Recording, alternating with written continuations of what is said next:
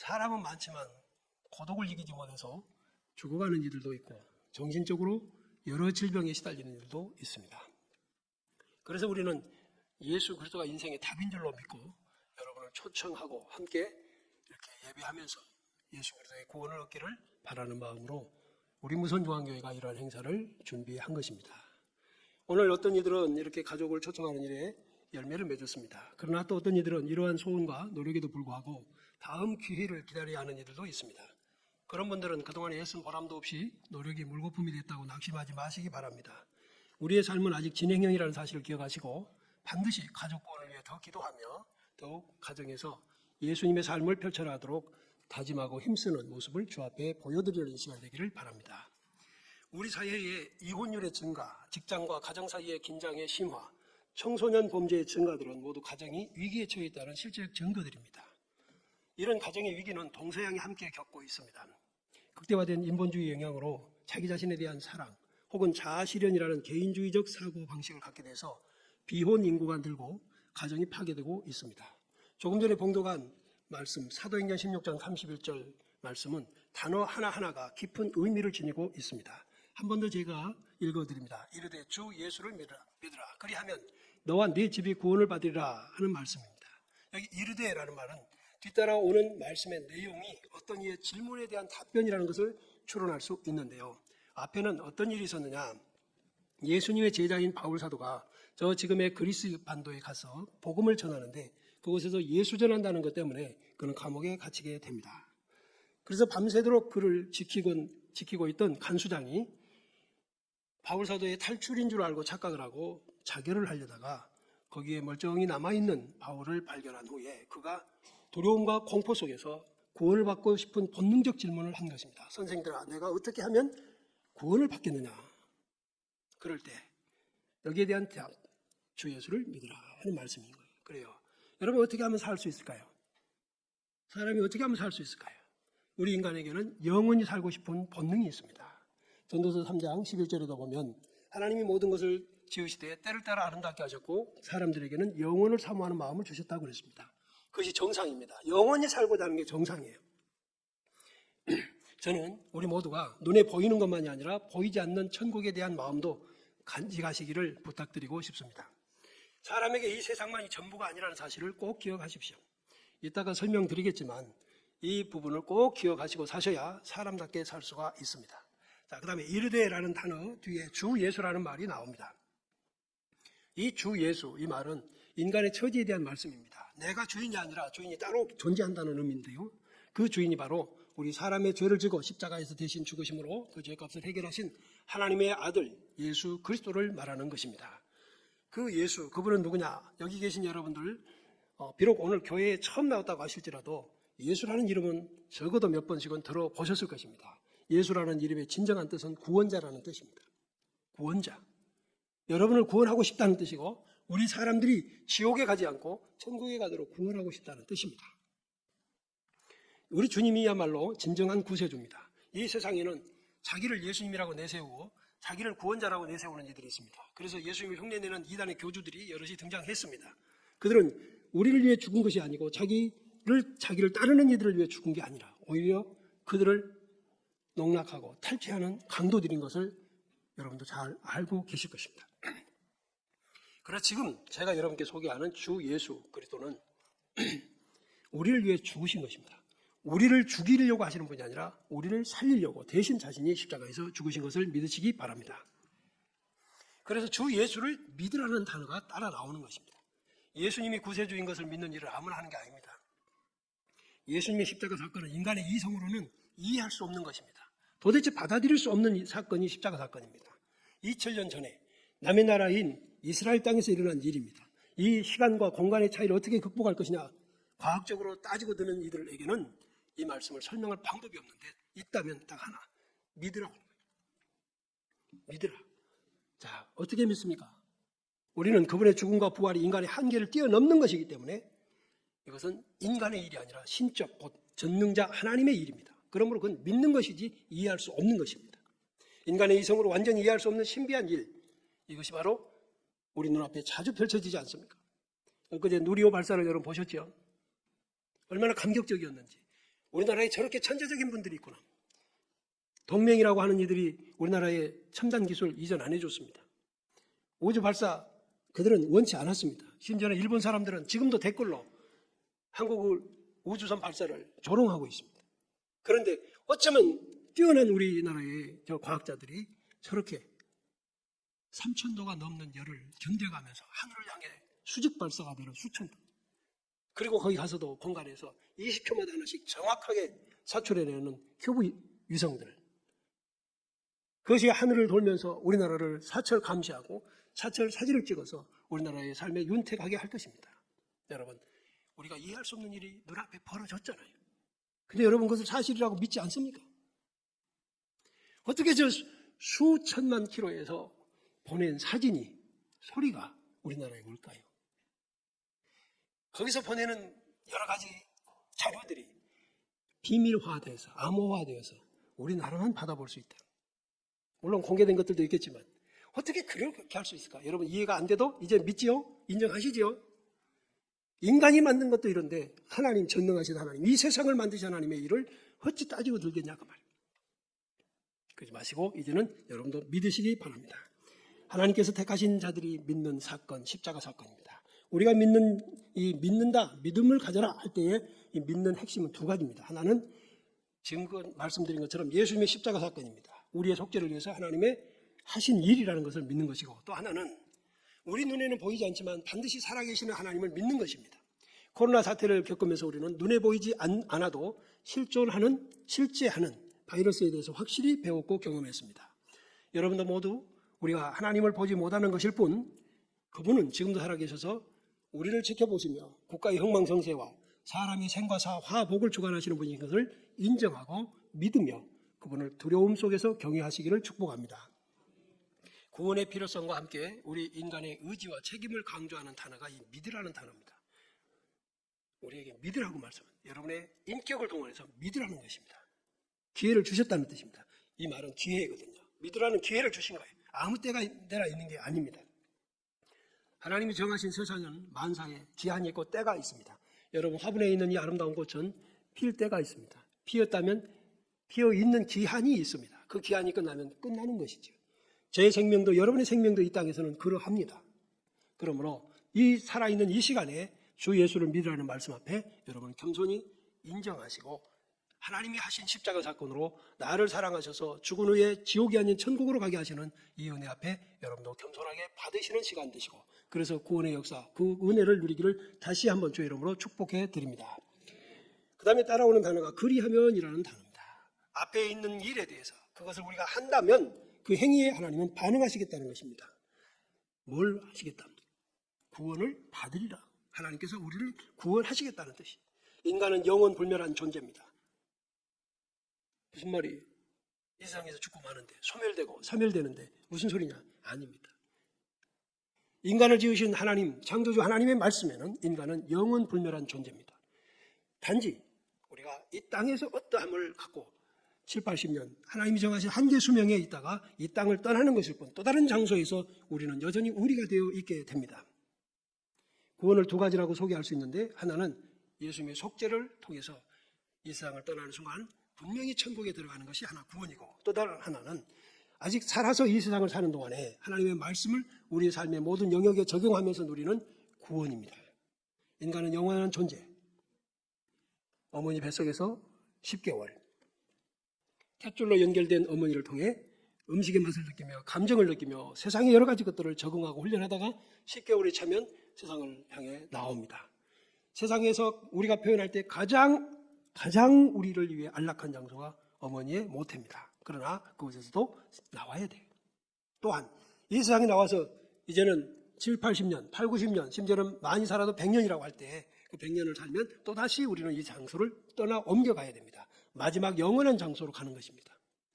그러므로 이 땅에서의 우리가 8, 90년 이 세상은 즐거울 때가 천국을 경험하는 것이라면 괴롭고 죽고 싶을 때가 지옥을 경험하는 것이라고 생각해 보시기 바랍니다. 그래서 하나님은 우리가 이 땅에서는 그래도 우리에게 자비와 긍휼을 베푸셔서 괴로움도 끝날 시간이 있고 아무리 죽고 싶을 말해도 솟아날 구멍이 있게 만드시는 하나님이시지만 지옥에서는 그게 아니라는 것입니다. 거기서는 사만사원의 겨울 날씨가 변화를 이룬 것처럼 그렇게 변동이 있는 장소가 아니라 지옥은 한번 들어가면 다시 못 나오는 것이고 영원히 고통하는 장소입니다. 특이하게도 하나님은 그것을 성경에 열어놓으셨는데 거기는 구더기도 죽지 않는 곳이라고 그랬습니다. 불이 뜨겁게 있지만 그 다음에 또 하나는 불로 소금 치듯 하리라고 지옥을 소개해 주십니다. 무슨 말인가? 우리가 소금으로 간을 할 때 한 군데만 쏟아놓는 게 아니라 두루두루 합니다. 마찬가지로 사람이 그곳에서 의식을 가지고 있는데 하나님의 형벌의 장소가 되기 때문에 소금 치듯 어느 한 곳도 편한 것이 없게 하신다는 뜻입니다. 세상에서는 우리가 불에 대한다고 해도 어느 한 부분이겠지만 피할 길이라도 있겠지만 지옥불은 그럴 수가 없다는 사실을 미리 말씀해 주신 것은 피해라는 뜻이죠. 마치 도로에서 교통 표지판 급커브가 있으니 속도 줄이고 사고 줄여라, 사고 나지 마라 하는 뜻인 것처럼. 아멘.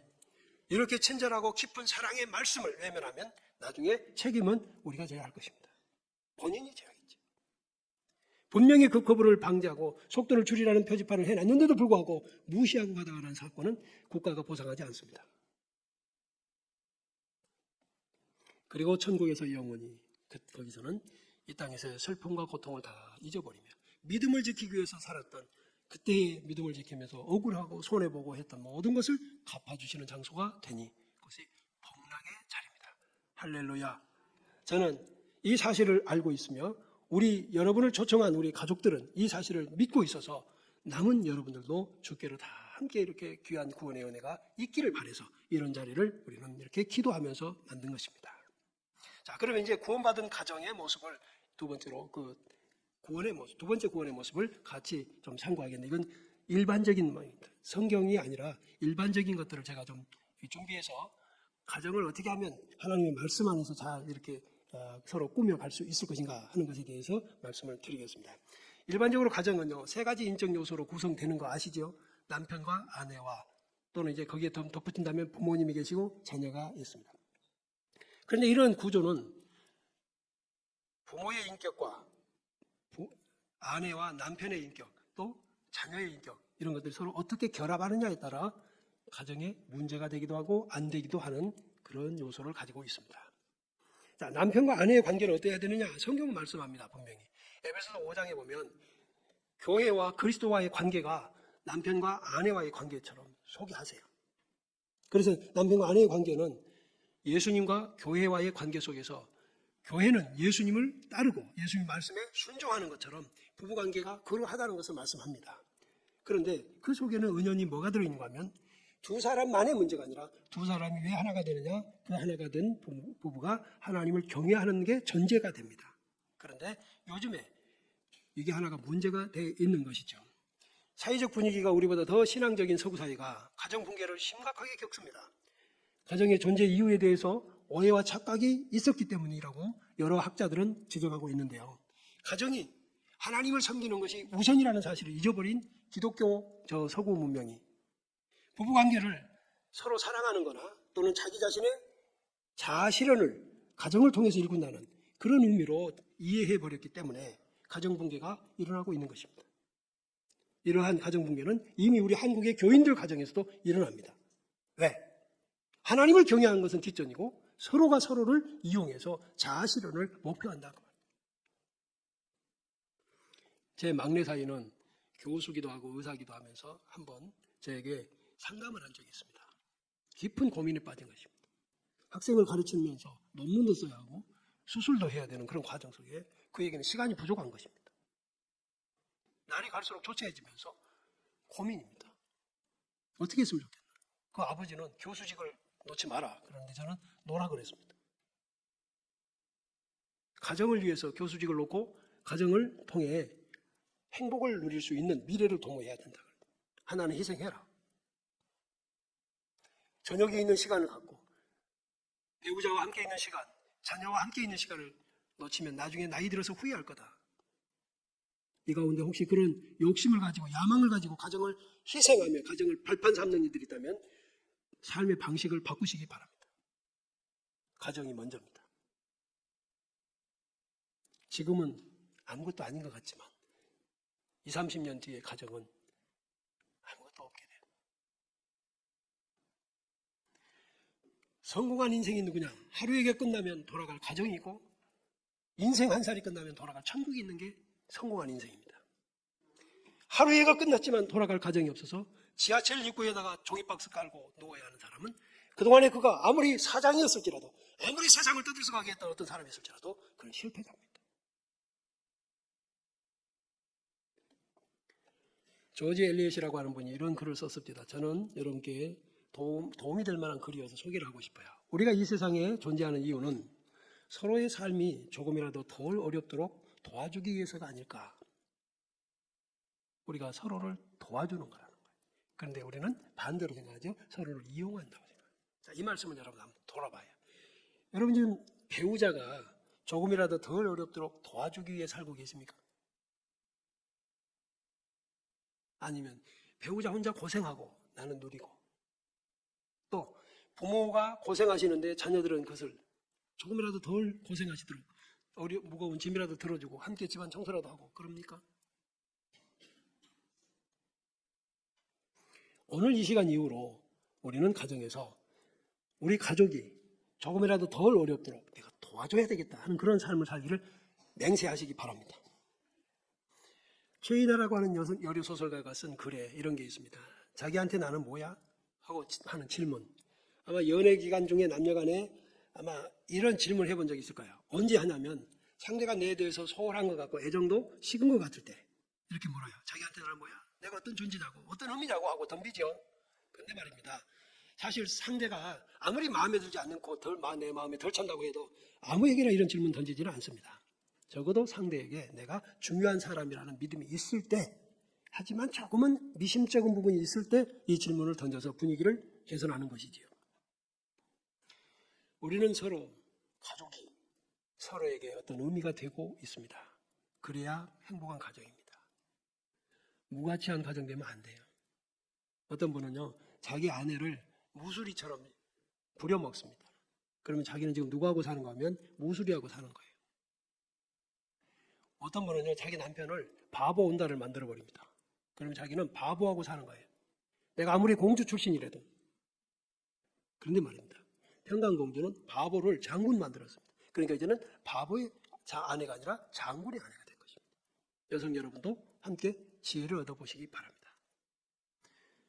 남성들은 자기 배우자를 무수리 취급하시면 무수리의 남편이지만 자기 배우자를 여왕 취급하면 여러분은 여왕과 함께 사는 남자가 되는 것입니다.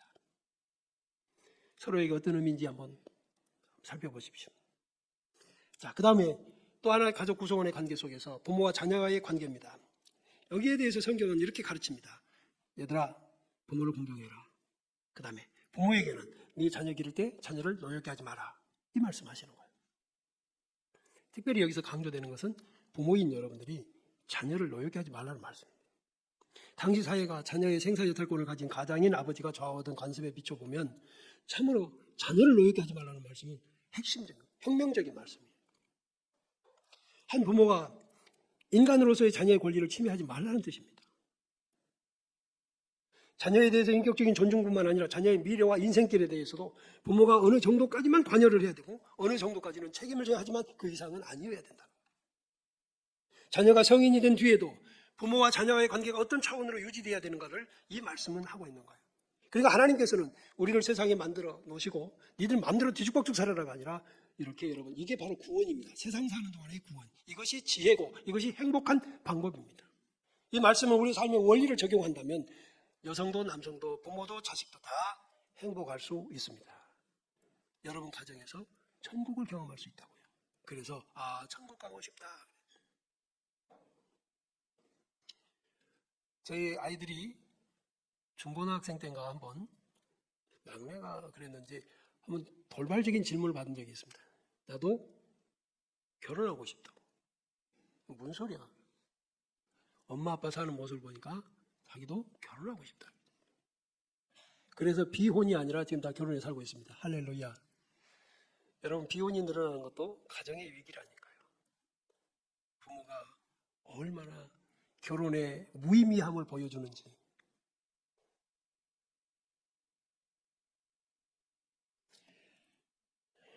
다시 한번 요약하자면 자녀의 생명은 하나님이 주인이십니다. 자녀이면서도 한 인간인 그 자녀의 권리도 역시 하나님께 속해 있어요. 이것을 부모가 잊지 말라는 거예요. 또한 부모에 대한 자녀의 태도도 이미 십계명에서 말씀했습니다. 네 부모를 공경하라. 그러면 네가 땅에서 잘되고 장수할 것이다. 그러므로 여러분, 여기 자녀된 여러분, 부모님께 순종하는 것은 그보다 더 먼저 1차적으로 하나님의 계명에 순종하고 있다는 사실을 알아야 됩니다. 아멘. 물론 우리 부모가 성질을 건드리기도 하고 우리 부모가 개팍스러운 성향을 가진 분도 있습니다.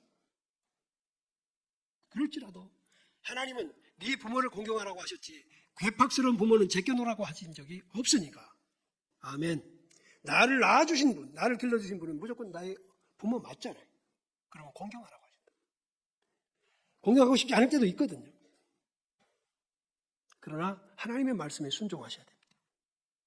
이렇게 사는 것이 기독교인의 가정이고, 이렇게 사는 가정이 바로 이 세상에서도 천국을 맛보며 사는 것입니다. 자, 부모가 자녀에 대해서 이제 또 한번 지혜로울 필요가 있는 부분이 있습니다.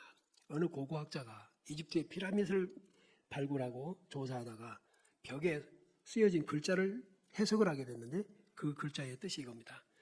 요즘 아이들은 말을 잘 안 듣는다. 수천 년 전에도 이걸 써놓은 거예요. 그 수천 년 전의 어른들의 선입견과 가치관으로 보기에는 아이들은 항상 말 안 들었어. 지금 우리가 어렸을 때도 우리 부모로부터, 어른들로부터 요즘 애들 참 말 안 들어. 그랬죠? 그런데 여러분, 지금 우리가 우리의 아이들에게 그런 말 해야 하네요. 또한 우리 아이들은 또 언젠가 그런 말을 할 때가 오겠지요. 이 시대에 가장 위험한 가정이 어떤 가정일 것 같습니까? 가스 판매하는 가정? 가족 간 대화를 상실한 가정입니다. 그래서 무조건 아이들은 말 안 들어 하고 단정하고 사는 것. 부부간에도 의사소통을 안 하고 그냥 끝내고, 제일 위험한 가정, 폭발 직전 시한폭탄 같은 가정입니다. 여러분, 이제부터 노력하실 것 또 하나 말씀드립니다. 가족 간 대화 창구를 소통하자. 어떤 부부가 되게 싸우고 살다가 교회에서 희한한 방법을 하나 가르쳐 주신 것을 배웠습니다. 그래서 그들은 이렇게 한 거예요. 부부가 화가 날 일이 있을 때 먼저 화낸 사람이 우선권이 있는 걸로. 그러면 마주 화내지 않고 한 사람이 화를 내고 있으면 참는 거예요. 다 화가 풀릴 때까지. 그리고 자기 차례 기다리는 거지. 또 어떤 사람은 남편이 회사에서 퇴근해 오면서 뭔가 복장에 변화를 줬습니다. 어색하게. 그 말은 반갑게 맞이할 게 아니라 지금 터지기 직전이니까 눈치 봐라는 거예요. 건들지 말라는 거예요. 내가 오늘 직장에서 아주 굉장히 괴로운 일이 있었다는 거예요. 그렇게 해서 남편을 건들지 않고 잘 눈치 봐서 이렇게 해주니까 또 부부싸움의 수를 줄였다는 것입니다. 이게 무슨 말이냐면 우리는 서로에 대해서 연구하고 노력할 필요가 있다는 거예요. 어린아이라고, 내 속으로 난 자식이라고 아무렇게나 사는 게 아니라, 요즘 아이들은 말 안 들어, 이걸 단정하지 말고 네가 왜 그러냐, 뭔가 이유가 있을 텐데 들어보자. 그래, 맞죠? 대화를 해봐야 돼요. 그 대화를 하는데 연습해야 됩니다. 어떤 아빠는요, 일주일치를 한꺼번에 모아놨다가 그냥 한컵 쏟아놓습니다. 그러니까 그날은 대화하는 날이 아니라 지시받는 날입니다. 그러다가 아이들은 또 그래, 오늘 말고는 아빠를 만날 수도 없고 엄마를 만날 수도 없는 거니까 이때 필요한 거 달라고 하자. 그러니 대화가 된다. 마치 남북한이 평양에서 만나가지고 서로 헐소리만 하다가 마는 것처럼. 우리 연구와 노력이 필요합니다. 여러분, 세상에서 가장 어려운 것은요, 가장 귀한 것을 할 때 어렵습니다. 하다가 깨지면 버릴 만한 것들은 대충 해도 되지만 깨져서는 절대 안 되는 것을 할 때는 힘을 써야 하고 정말 조심해야 됩니다. 가장 귀한 게 여러분의 가정입니다. 가정을 위해 연구하지 않았던 것을 회개하셔야 됩니다.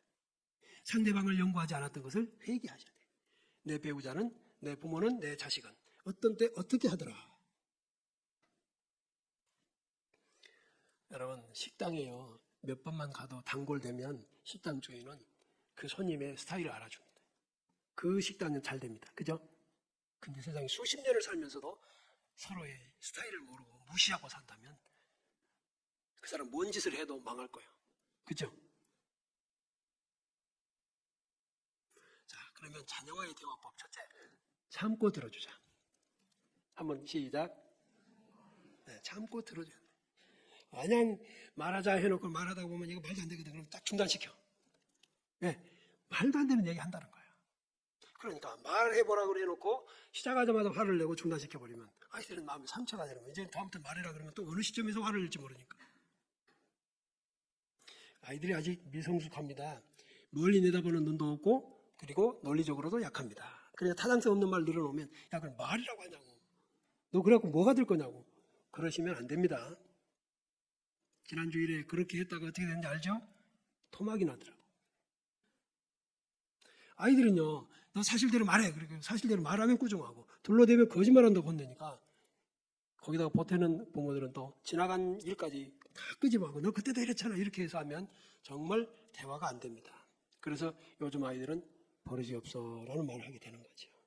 자, 우리 역시 성장하면서 부모들로부터 상처도 많이 받았고 자존심도 많이 상했습니다. 부모가 된 지금 우리의 자녀들을 또 그렇게 길러가면 안 될 것 같습니다.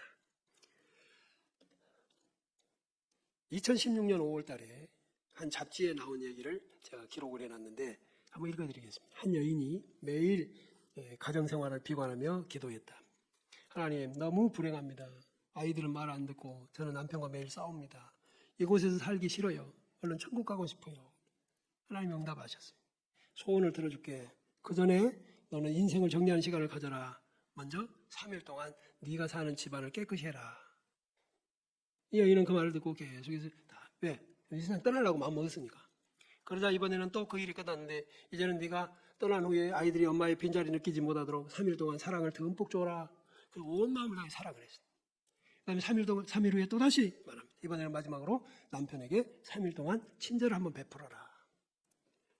이 인간하고 이제 헤어지고 천국할 건데 자, 3일이 지났어요. 9일 지났어요. 이제 나와 천국 가자.